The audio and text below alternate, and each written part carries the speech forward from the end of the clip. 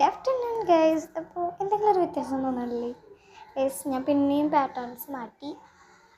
അതിൻ്റെ ഏറ്റവും വലിയ ഡ്രീമായിരുന്നു ഇങ്ങനെ പോസ്റ്റേഴ്സൊക്കെ ചമ്മരം പൊട്ടിക്കണമെന്ന്. അതങ്ങോട്ട് നടത്തി വരച്ചങ്ങോട്ട് വെച്ചു, അത്രേ ഉള്ളൂ.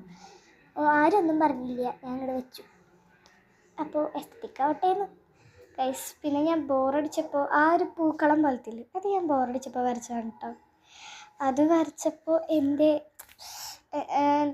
എന്താ വലിയായി, നല്ല ഞാൻ പ്രതീക്ഷിച്ചതിനേക്കാൾ അടിപൊളിയായിട്ട് വന്നു അത്.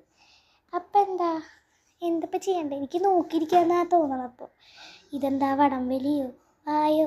ഒന്നുമില്ല, ബെഡ്ഷീറ്റ് കയറാനുള്ള അംഗം വിട്ടാ ഞാൻ പോയി കൂടി, എനിക്കിട്ട പണിയും കിട്ടി. കാരണം എനിക്ക് പിടിക്കാനറിയില്ല, അതുകൊണ്ട് ഞാൻ തെറ്റായി പിടിച്ചു. കൈസ് പോസ്റ്റർ ഉണ്ടാക്കാം നമുക്ക്. എന്നാൽ കുറേ നേരമായി നോക്കി, നമുക്കെന്നാ വേഗം അങ്ങോട്ട് പോസ്റ്റർ ഉണ്ടാക്കാനാണ് എൻ്റെ ചിന്താഗതി.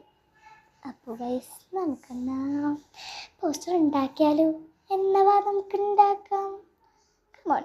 അപ്പോൾ നമ്മൾ തീ ഇങ്ങനെ എടുത്തിട്ട് വളച്ചും തിരിച്ചൊക്കെ വരച്ച് കഴിഞ്ഞാൽ വരച്ചല്ല ഇങ്ങനെ എന്തിട്ടാണ് കത്തിച്ച് കഴിഞ്ഞാൽ ഈ ഒരു ഷേപ്പിൽ കിട്ടും. അതുപോലെ ഇങ്ങോട്ട് വരച്ചു കൊടുക്കുക. നിങ്ങൾക്ക് ഏത് കളർ വേണമെങ്കിലും ചൂസ് ചെയ്യാം, ദാറ്റ്സ് യുവർ ഓൺ ചോയ്സ്. അപ്പോൾ ഗൈസ് ഞാനിപ്പോൾ ചെറുതായിട്ട് സ്കെച്ച് മറ്റൊരു പേസ്റ്റൽ കളർ പിങ്ക് സ്കെച്ച് കൊണ്ട് ഇതുപോലെ ലൈനായിട്ട് വരച്ചു കൊടുക്കുന്നുണ്ട്. That means this like.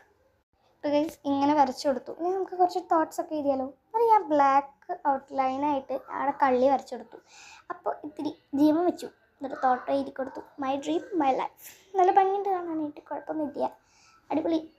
ഞാൻ എന്തൊക്കെ ആക്ഷൻസൊക്കെ കാട്ടുന്നുണ്ട്, അതൊക്കെ വെറുതെയാണ് ഗൈസ്.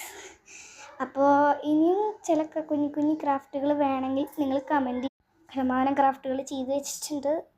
അപ്പോൾ നമുക്ക് ചെയ്യാം കേട്ടോ ഗൈസ്. അപ്പോൾ ആഫ്റ്റർനൂണാണ്. അപ്പോൾ ടാറ്റ ബൈ ബൈ, ഞാൻ അങ്ങോട്ട് പോട്ടെ, ടാറ്റ.